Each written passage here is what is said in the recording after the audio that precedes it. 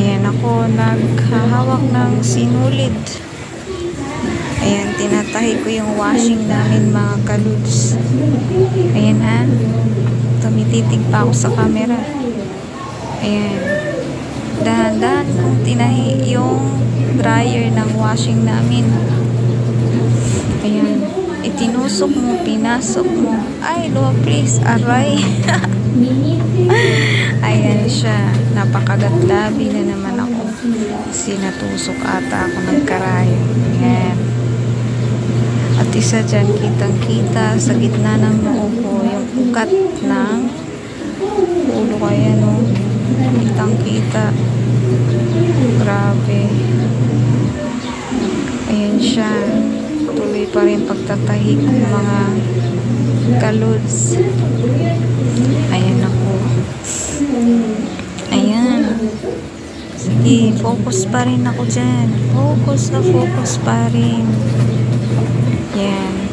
Pinutol ko na ang sinulid kasi alam ko maliit na lang yan. Ayan, putol na. Ay, hindi pa pala. Kulang pa. Ayan, diniinan ko pa. Sige, sige, idiin mo pa. Ayan, ayan. Tumagilid na ako. Ayan, wow. Yung kamay ko may mga ugat-ugat na. Ayan siya, tuloy pa rin. Sige. Sige pa. Ayan, ayan. Sinilig ko pa ng maigi ang putas. Ayan. Hinila ko na. Grabe yung mga kamay ko. Mga kaugat-ugat na yan, mga kaludes. Yan ang sinasabi dyan, mga kaludes. Kaya pa. Kaya.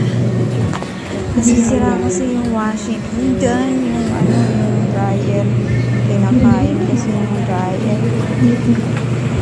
So, ginawa ko tinit yung mga lagyan ko ng sinulid. Tinatry ko kung kainin pa ba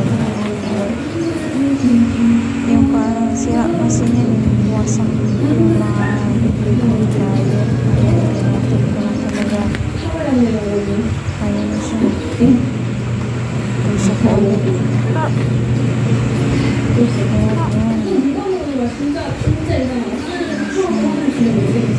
Hindi pa ako tapos yan. Siguro apat siguro. Walong butas. Isa. Bali, inano ko lang yun. Inano ko lang. Kasi hirap kasi.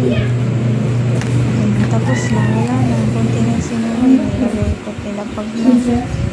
Sinig ko lang yung butas. Maliit pa ba? Este. Malaki pa ba? Ayan. Grabe talaga yung ako. Kapag makayuko, makikita talaga yung ugat. Ay, salamat mga lods.